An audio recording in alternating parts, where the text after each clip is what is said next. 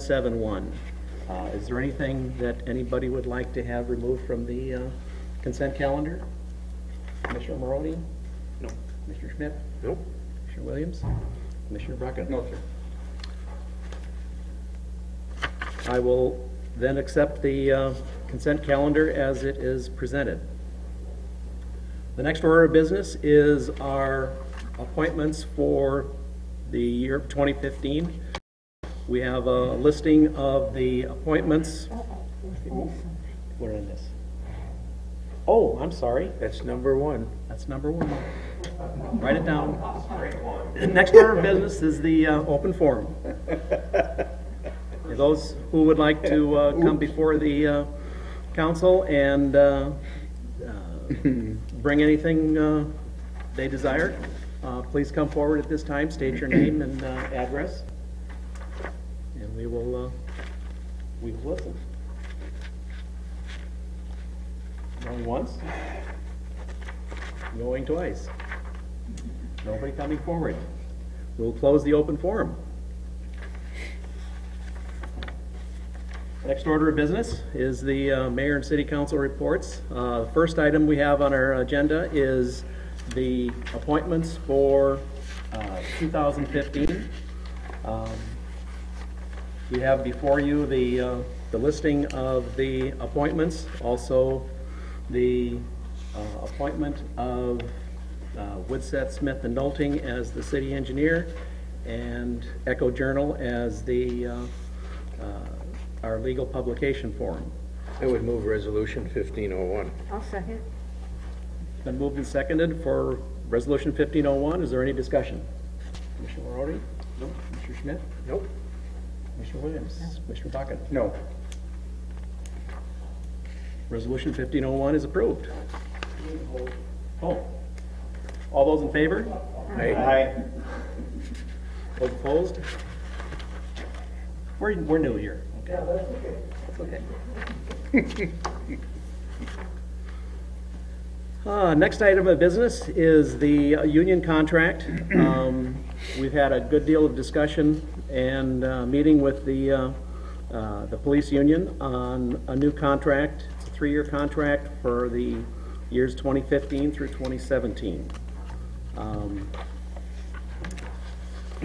There's quite a bit of discussion that is given here. Hopefully everybody has read through it. What I will do at this point is turn it over to Joe and Mike Maroney, who were the principal negotiators, to kind of give an outline on this. I'll turn to you first. Well, as Tom said, we met a number of times to discuss the contract. I think Joe put together a great memo of kind of how we got to where we are today. Management felt that there are some issues that we wanted to work out throughout the contract, and we believe we got those addressed for the contract going forward. This is a 3-year term for the contract through the end of 2017. So really, unless anybody has any questions about specific items, otherwise, Joe, if you have anything else to add. I know Joe did a comparison too, as far as wages for surrounding areas that you can also see as far as where the 2015 wages will end up. Otherwise, I'd be open for any questions unless Joe has anything else to add he wants to point out.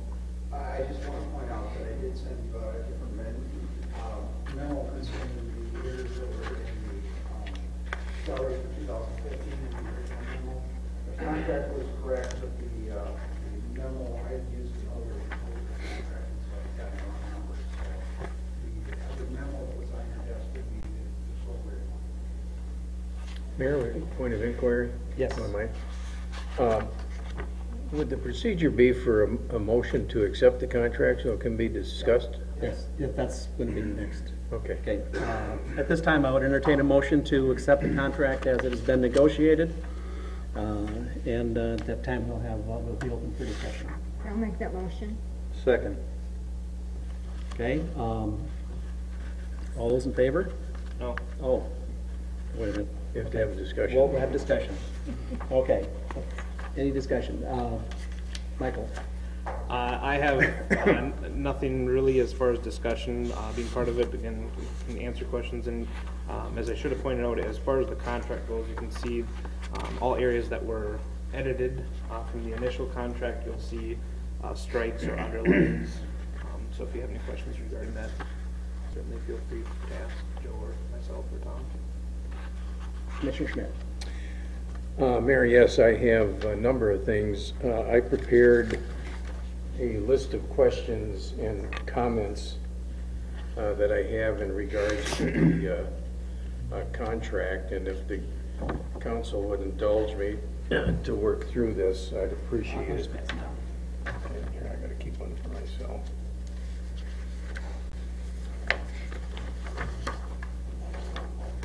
Joe, I do have extras too. Thank you.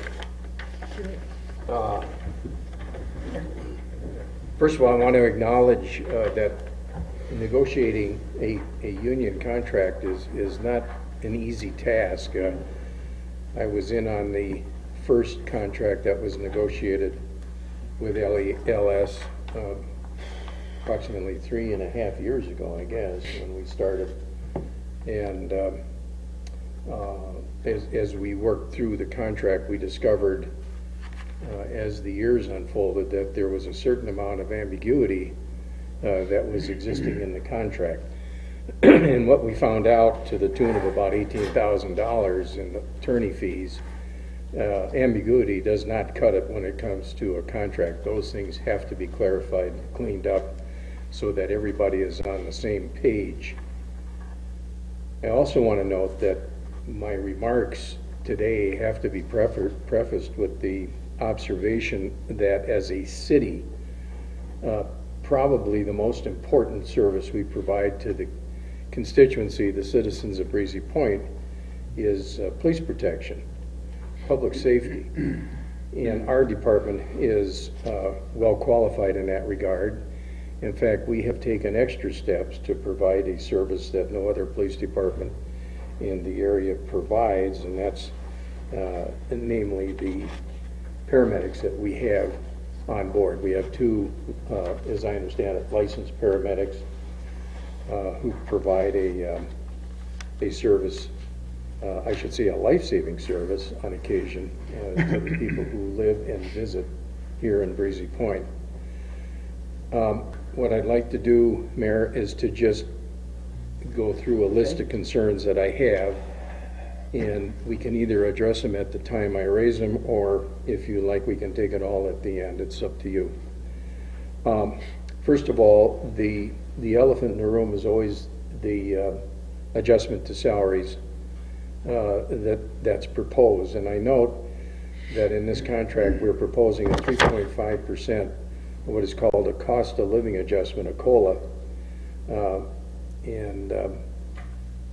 The questions I am raising here is, was there consideration given to the Consumer Price Index, CPI, provided by the Bureau of Labor Statistics, or some other regional CPI that came into play? In other words, where did the 3.5% come from? What is it based on? The natural assumption would be it has something to do with inflation. But the last I checked, 3.5% is not in the cards. 3.5% over 3 years gives you a 10.5% increase. And in fact, it even becomes more than that because it compounds on the previous year. So I think that's something that we're going to have to address this evening. I don't know. Okay, let's take this one first. I'll have to say that we did salary surveys, both ourselves as well as the police did brought salary surveys to the table, and at this point our police officers are among the lowest paid officers in the region. That in itself necessitated that we had to do something. And as far as the cost of living and the call it the bringing into alignment, you know, with the area is where the 3.5% came from. Mike, if you can give anything more on that, I think. Nothing more really to add at that point. Right. Joe? Well, the union had proposed a 2.5% COLA and 1% pay raise. Essentially, we're adding 1% to the COLA. We just simplified it to look at a 3.5% COLA overall. City's original offer to the union was 1.9% COLA in 2015, 2% in 16, 2.5 in 2017. There were other jurisdictions in the neighborhood that were offering larger percentage increases, and as it turned out, we agreed to 3.5% was appropriate. In regards to the indication that there was a salary survey, I note in the write-up, Joe, that you provided, if I might address. Yes?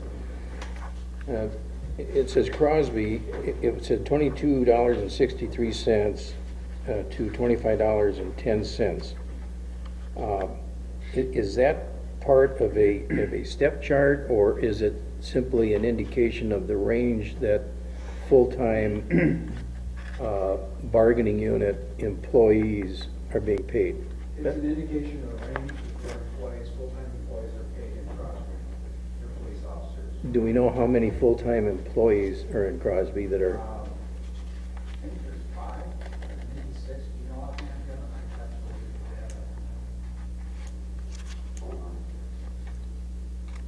And the other question I have, Mayor, is do we know the time and grade? In other words, how long they've been employed?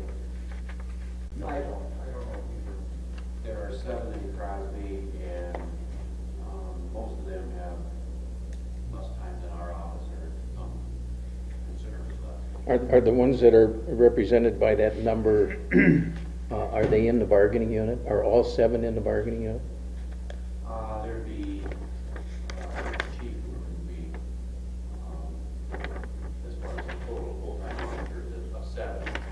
Well, There'd be 6 in the I have other questions concerning the other 3 that are remaining. And the problem I have with that is it's very difficult to compare unless you go out and do an actual survey.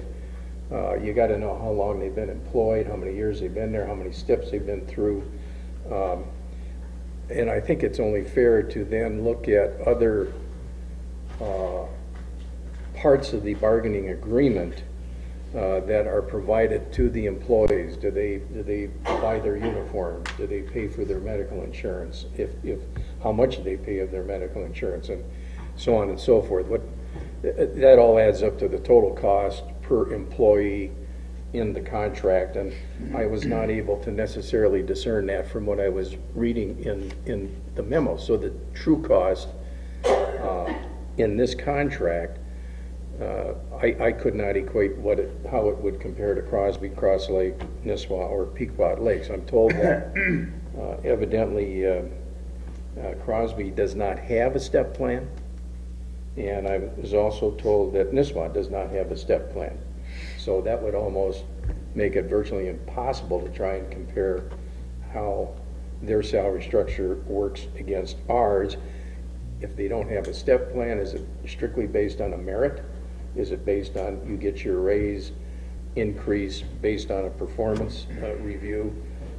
Again, not entirely sure.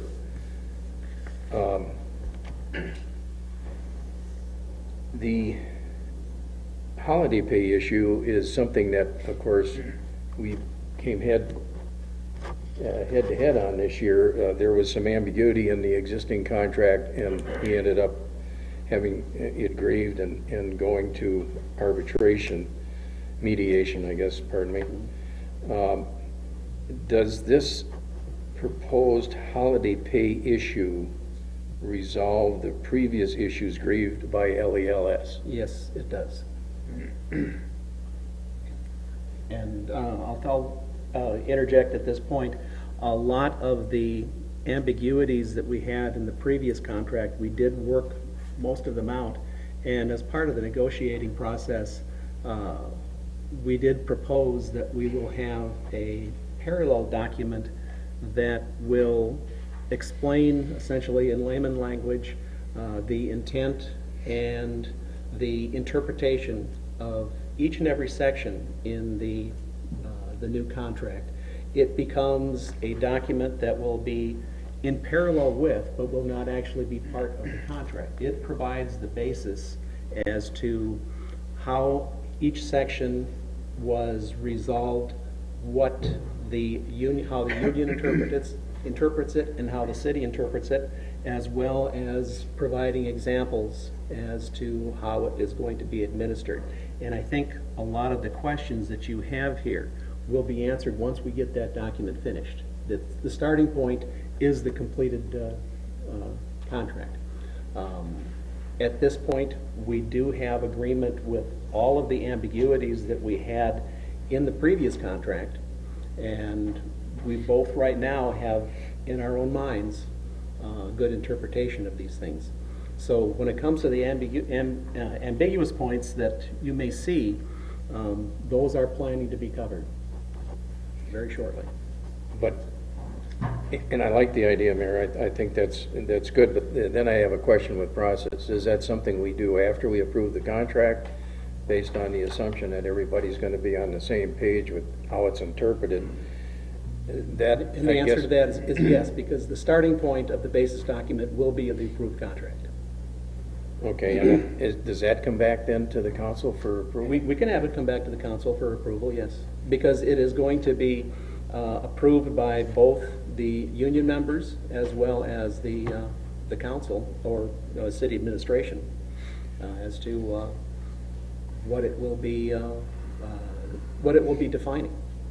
Well, as you can see, there is, as I go through this list, and it's, as I look at the holiday leave thing, and I note that we're departing from what I would consider a normal way to deal with holidays, and I realize that we have kind of an abnormal situation with the way we schedule our cops and when they work on holiday, whether they don't work on a holiday.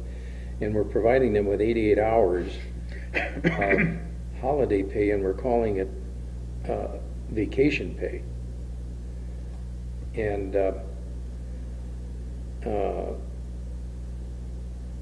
I note in one of the questions I had came into mind, it says it'll be banked as a lump sum at the beginning of the year. And of course, the first thing that popped into my mind, do they have to work a given schedule that includes a holiday before they're either actually paid for it as holiday or as vacation pay, or do they have to take it as vacation pay and they can take that at any time? Say that again. Under normal circumstances, you work a schedule that includes a holiday, you're paid. Yes. If you're banking 88 hours of now called vacation pay as a lump sum at the beginning of the year, does the employee have the right then by contract to take that 8 hours of vacation or of holiday pay vis-a-vis now called vacation pay? Does he have to take that during the pay period that the holiday occurs, or can he take it any time during the year? I'll defer to you, Mike. The 88 hours will actually be as a lump sum to the vacation, just as it read, just how you interpreted it, Otto. So they can use that at their free will. If, when I went back and read 18.5, I think there was an attempt to address that issue, but again, that might be where one of the, in my concern would be that that's where an ambiguity may rise, and it may be something that the negotiators want to address, especially in that process you're talking about, Mayor. Refer to it as the basis document. Yes, the basis document. Also, the contract calls for the right to carry over 280 hours of vacation time per year. And it appears that there's a limit as to the number of vacation hours that can be carried over by any member of the bargaining unit. But for example, that I use here, if a member, it's 88 hours of holiday/vacation time per year, lump sum applied at the beginning of the year. Let's say during that year he earns another 160 hours of vacation time. He only takes 80 hours of paid vacation leave in that year. That leaves 168 hours to carry over in that year. I think the ambiguity arises here is that it limits in the contract to no more than 280 hours of carryover of vacation in a year. The ambiguity I have is if the employee does exactly the same thing in year 2 of the contract, he now has an ability to carry over not 168 hours, but 168 hours that are already banked, plus another 168 hours on top of that, for a total of 336 hours going forth in third year. No. If I can read Yeah. that from 19.2, paraphrasing, and there's a subparagraph in there that reads, full-time employees are allowed to carry over up to 280 hours of vacation leave at the end of the calendar year. In their time cards, they have a vacation bank. Now, if that vacation bank is at said suggested 336, they lose them. They are brought down to 280 hours. I think there's an ambiguity there because it doesn't clarify that it's limited to that amount total Up to 280 hours. that year. That's what they can carry over. That's all they have. Yeah, but what I'm saying is there's an ambiguity because as I mentioned at the beginning, a reasonable person may read that and say, okay, in that year, you can only carry over 280 hours. Can he add to that in the following subsequent year? You're saying no, I'm saying there's an ambiguity. I'm just raising it as an issue. I would ask the negotiators to review that. Right, and that will be in the basis document as to how it's going to be interpreted. I think Article 14, Section 14.3 also needs discussion, and that has to do with paramedic pay. I note that we're indicating an increase from 6% premium, what I'll call a premium pay, to a 7% premium. And then, the question is, what are the requirements for officers receiving paramedic pay to be eligible for this premium rate? Must they be licensed? And who is the medical director? The answer is yes, they must be licensed like we have. We have 2 licensed paramedics right now, is it? Yes. And that's a requirement in the contract? That That we have 2, or that they That have? they be no, licensed? that they be licensed to get the premium pay, the premium. And then who is the medical director? That's a new one to me. Tom Lilja. Hmm? Tom Lilja. Tom Lolja? Okay. Who is he? It's part of the contract with North Ambulance that they provide the medical director. Well, I think that's another ambiguity that should be cleared up because I had no idea who the medical director was, and I think if that's the case, it should be identified either by name or by specific title or whatever, so we know who the heck that is. That's a great point, Otto. I think we can get those clarified. Now remember though, the only things that we're changing from the previous council that passed the contract are only this, in that paragraph is the 6 to 7%. All other language has been existing since the previous council passed it. Yeah, and So I think... keep that in mind, that whatever has been decided before, that hasn't been changing. No, I understand, and Okay. I guess what I'm suggesting is that I would have to say mea culpa on my part because I was part of the negotiating unit for the first contract. Now that we have the opportunity to strengthen some of that language, clear up some ambiguities, that's all I'm asking for. I think based on the fact that we're learning, the bargaining unit employees are learning, that ambiguity raises problems during the course of the contract life. It cost us $18,000 last year in attorney fees to address a simple ambiguity as to how we pay for vacation time, and I think we're on our way to getting that cleared up.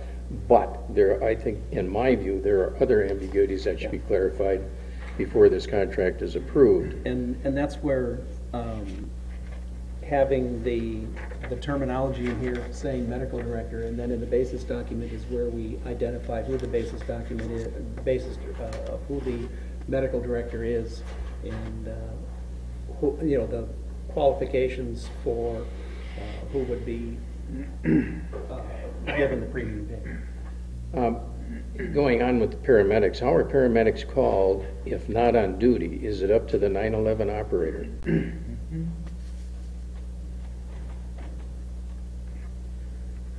Chief? Kevin? They are dispatched They were called as part of the first responder program. They carry first responder pagers. And when the first responders are paid, they are paid at the same time. They also volunteer for the first responders as tax benefit to the local area. When it's not a Breezy Point call, they go on their own time. Should there be a requirement in the contract that attempts will be made to provide a paramedic either on call or on duty at any given time? You would have to pay for that. What does that mean? They don't get paid to be on call. They go if they're available, and they make themselves very available. Well, They make one call, but they can't put something. They're not paid. whose idea is it that they have to be paid if they're on call but are not called out? Is that part of this contract? I didn't see it. No, it is not part of The only thing I saw is they get paid 2 hours if they go on a call. if they go out, if they're on call and they go out. But if you're going to make them be on call, you have to pay for their time. So we're paying a premium rate to these individuals. But as I understand it from what you're saying, Chief, is that when they're not on duty, they are not on call. No, No, they're what? they are not on call. They do not have Okay. specific call time. The premium pay is intended to cover the additional training and other aspects of the job. They have to maintain their paramedic training. They have to be employed with a whole other agency, North Ambulance. They have to, and as part of their requirements to be employed with North Ambulance, they have to meet a lot of their qualifications, including working at least one shift per month. If both paramedics respond to a call, are they both paid, or is there an attempt made to call either paramedic who may be, I use the term on call, which I guess is not appropriate, or not on duty? In other words, if they have their first responder pager and the call goes out and both our paramedics show up, they both get called, they both get paid? Yes, they would. They do have a pager system where when they get paged, it comes through on a cell phone now, and they can notify all the other first responders who are responding that they are responding. As a result, oftentimes it's easy for Joe to see that Jason's responding and he won't respond, or vice versa, depending on the call. If it's a more significant type of medical, then both of them may respond, such as a heart attack, because they're both going to be busy in a COVID situation. So if the call goes out, and because when they're not on duty and they're not on call per se, it's really up to them whether they respond or not? Yes. Okay. Are the paramedics required to notify the administration, that you, Chief, or Joe, or the 911 operators when they will be out of the area and not subject to call? No. Well, I raise these concerns because I think that's something we've advertised a lot in this community. There's been awards presented. Our paramedics have been noted in the local press. They've been noted statewide. We're kind of an unusual city in that we have these paramedics available to the people in this community and the visitors, for that matter. I recall that youngster that nearly drowned over here this summer, and been following his story on Caring Bridge. It's something else, and amazing that they were able to bring this kid back, and I think that's attributed to our paramedics and what they were able to do in conjunction with North and others who were on scene. But having said that, I have a tendency to take the 7% what I call premium pay as something more than paying for training. I guess I'm taking what the chief said, that when it comes to paramedic training, the city is not asked to pay for that? So they do that out of their own pocket? That is not correct. We pay for training that North doesn't pay for. However, there's a lot of duties that go along with being a paramedic, not just having additional training. They have to maintain their drugs, they have to maintain their equipment. This is a daily task. The amount they're getting paid is quite frankly trivial for what they have to do. They've got to maintain these drugs. They carry narcotics. There's a lot of rules that come along with narcotics. This stuff has to be transferred from vehicle to house, the temperatures. Like I say, they have to do extra, have to have a whole other job. What you're asking about having a full-time paramedic on staff, that certainly can be done, but there's a significant cost, and our program is roughly about $15,000 a year. So you can certainly ask for more and have more coverage, but there's more cost. And these guys are covering most calls and most serious calls. So I think the city's getting a very good service for a very quality price. Well, I find that curious because I thought they were full-time paramedics and also cops. Well, when I'm talking about full-time paramedic service, we have 2 officers. Okay. It's not physically possible for the 2 officers to cover the city 24/7. No, but the reason I bring that up is I think it would be of value if we knew when they were available and we knew when they were not available. I had a personal situation, as you recall, where I was looking for paramedics and discovered that neither one of them were in the area. And I guess Well, at that... had you called 911, one might have been dispatched. I don't recall. Well, one was out of state and the other one was at training Okay. some distance from Breezy Point.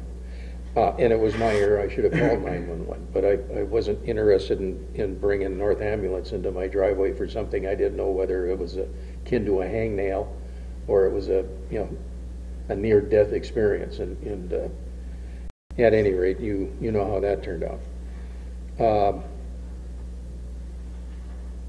And then I would just say into the contract, and I want to say again, I think this paramedic service that we provide as part of our public safety equation in Breezy Point is extremely valuable.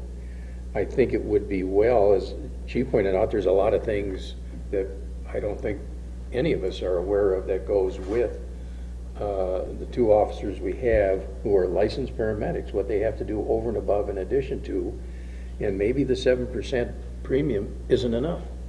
Maybe it should be more than that. The chief is suggesting, as I'm listening, that maybe if we're looking for something to be addressed through contract, that maybe we're gonna find out that this service does require additional pay. I'm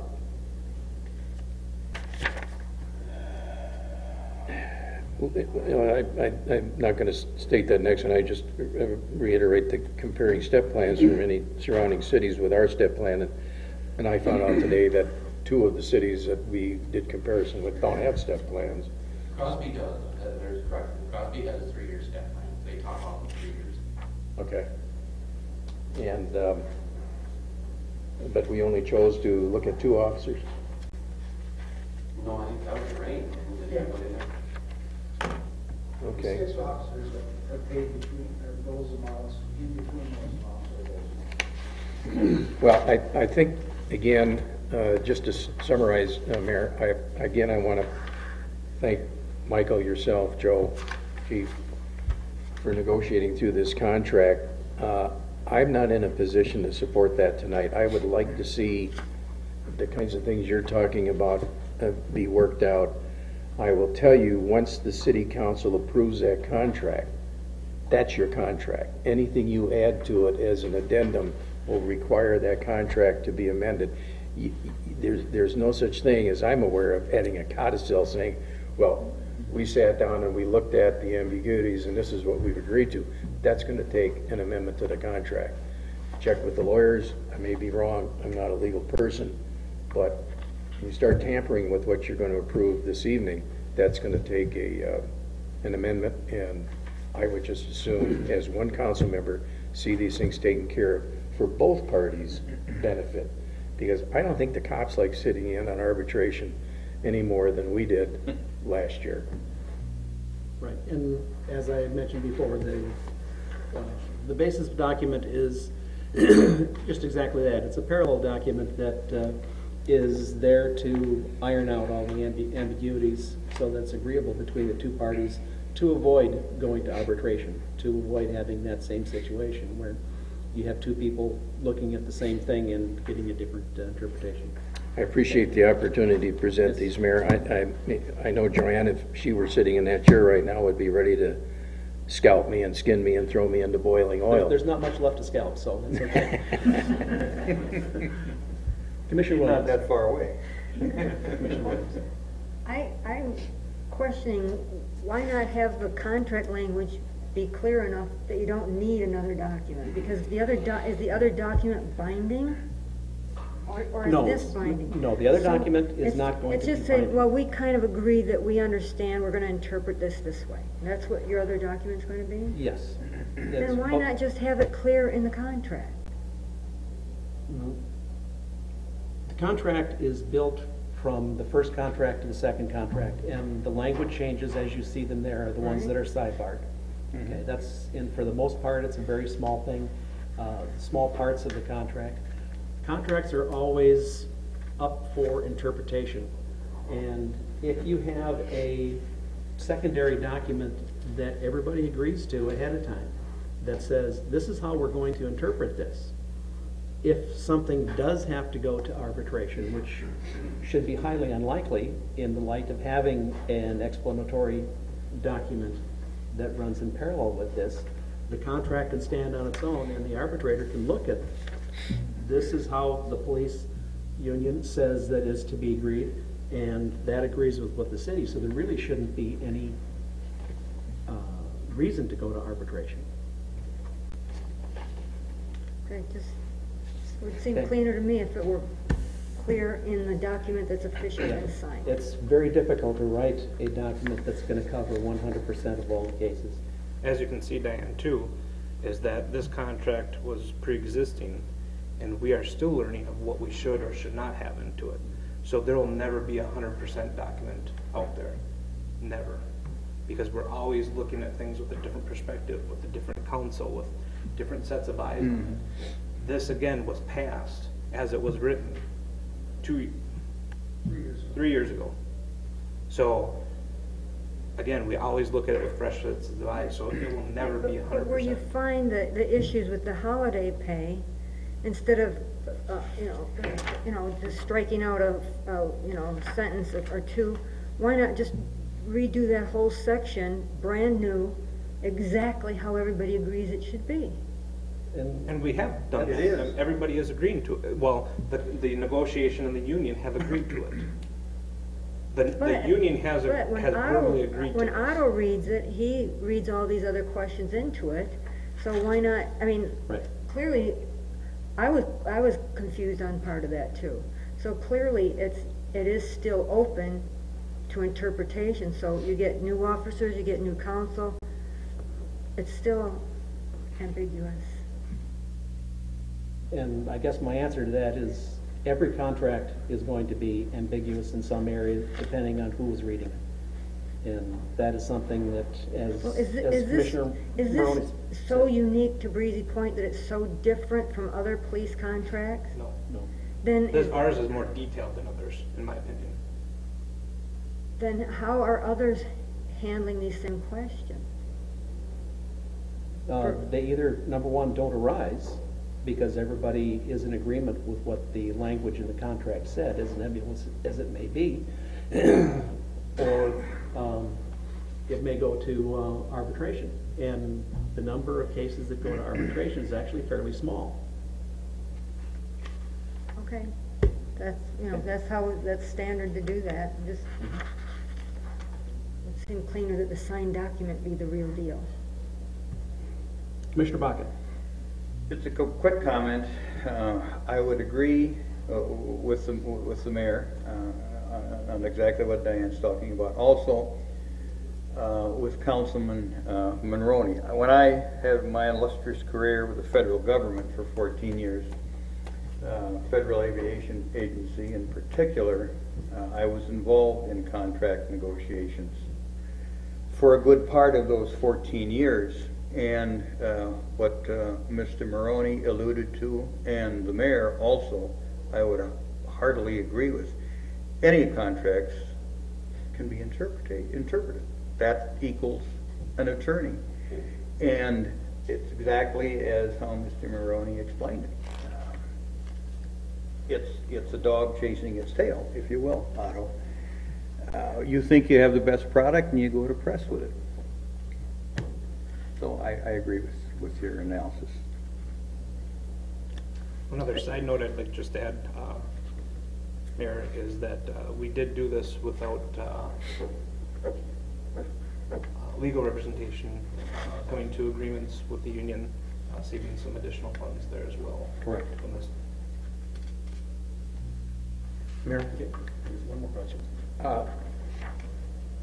Well, I hope there are other questions. This contract, as I started out by indicating, it's 3.5% on year for 3 years. The council has always taken the position previously, and I'm assuming, and I don't want to assume too much, that what we do for the bargaining unit employees, we will do for the rest of the employees.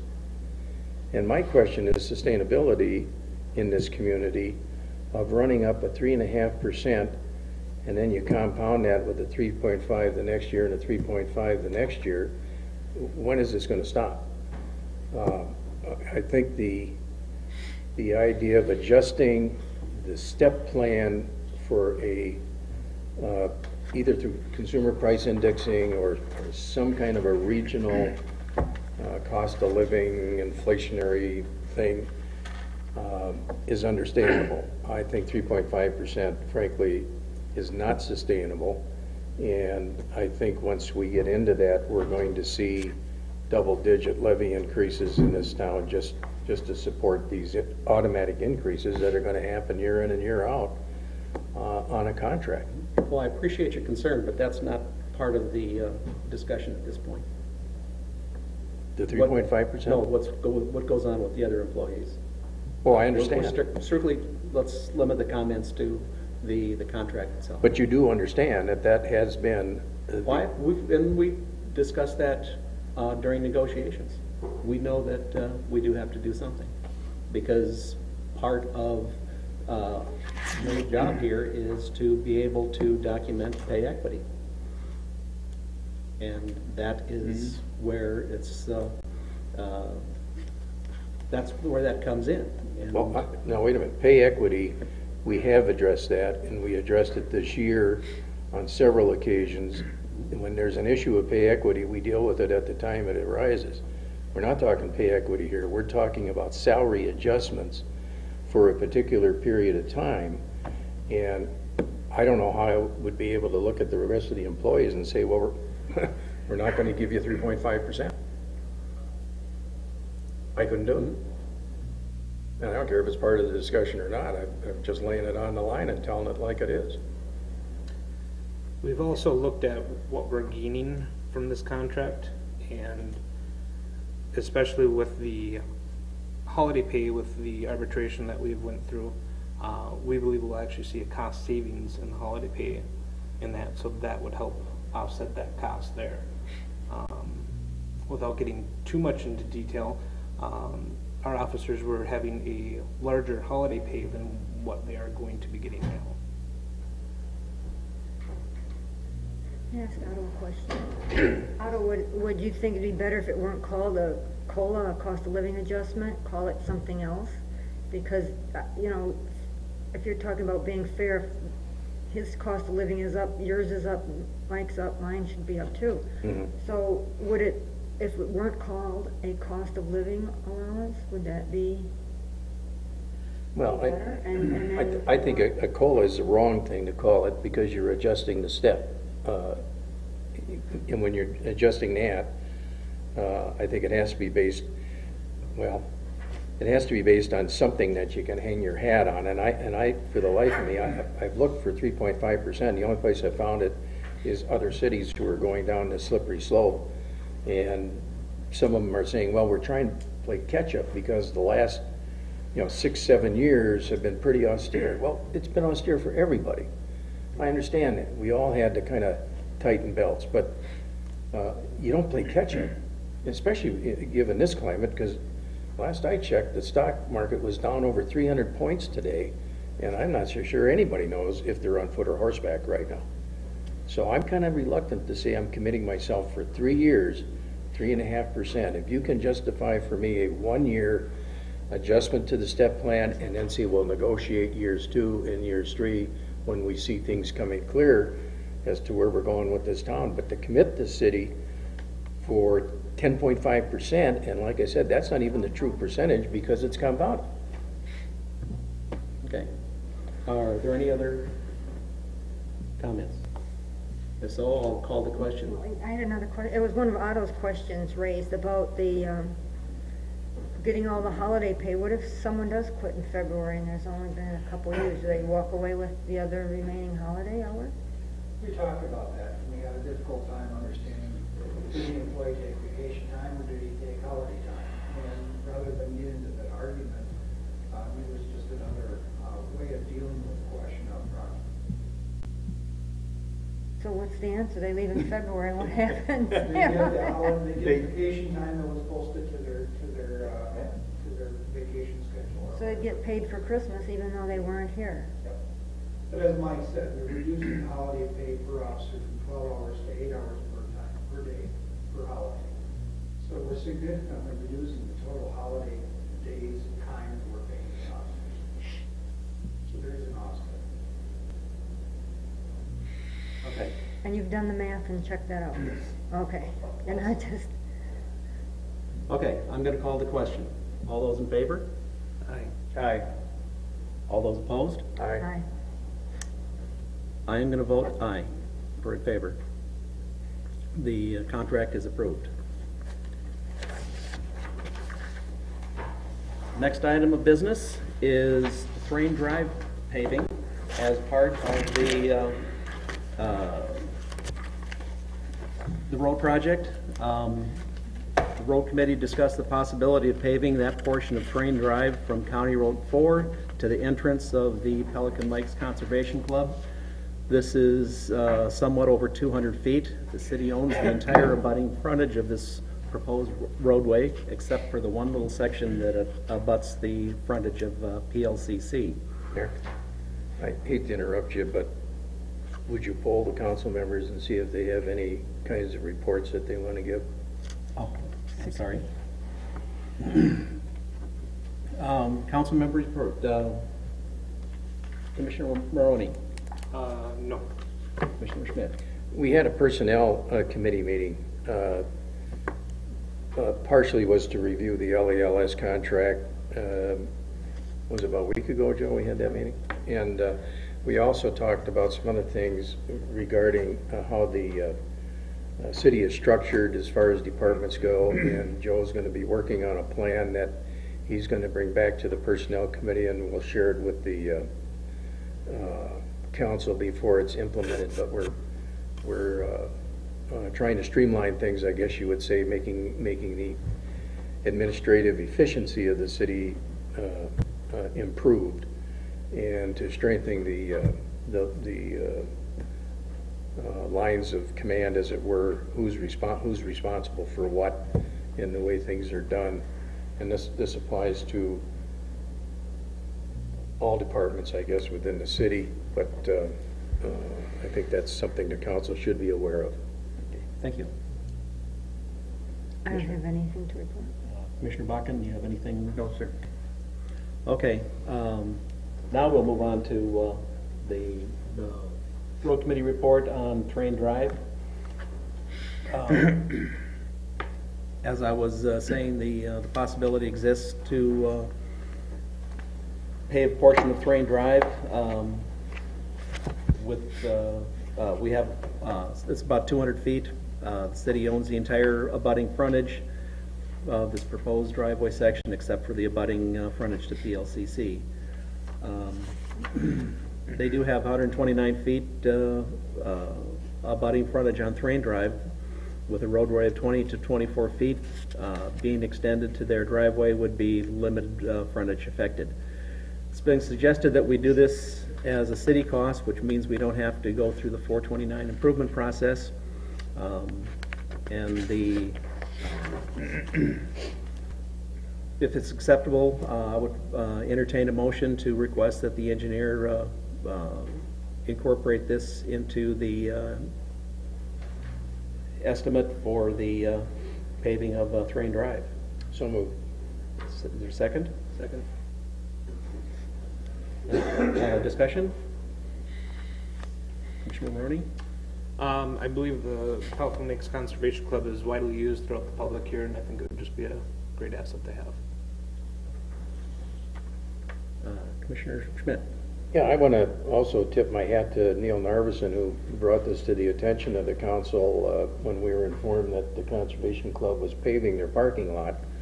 And when you go over there and you look at the situation, I think it only makes sense to do that 200 feet, get it paved. It's used an awful lot by an awful lot of people in this community and surrounding environs, so I'm totally in favor of it.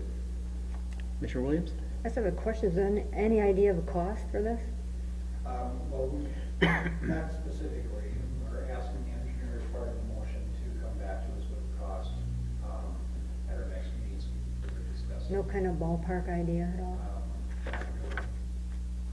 It'd be part of the bid process for Snowman? That's the intention, yes. But I'd like to get some feedback from the engineer before we completely move forward with it. Commissioner Baca? I agree with consensus. All those in favor? Aye. Opposed? Motion's approved. Next item of business is squad car purchase. It's time to replace the 2004 Ford Explorer. I'll turn this over to Kevin if you want to give us a little background on that. Yeah, the Explorer's serves us well, but it's 10 years old, 11 now, and it needs to be replaced. We need to get some more equipment in there. Brian would greatly appreciate not having to have 2 radios mounted in the car, and we also need to, especially with current events, get a camera in that as well. The purchase was budgeted as part of the budgeting process, and the accessories to go with it. I would move the purchase of the SUV, Mayor, within the budget constraints established by the council. I'll second.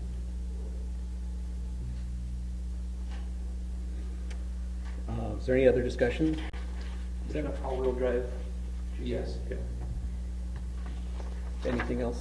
Any other discussion? Commissioner Schmidt? Commissioner Williams? No. None. All those in favor? Aye. Approve the purchase of the SUV.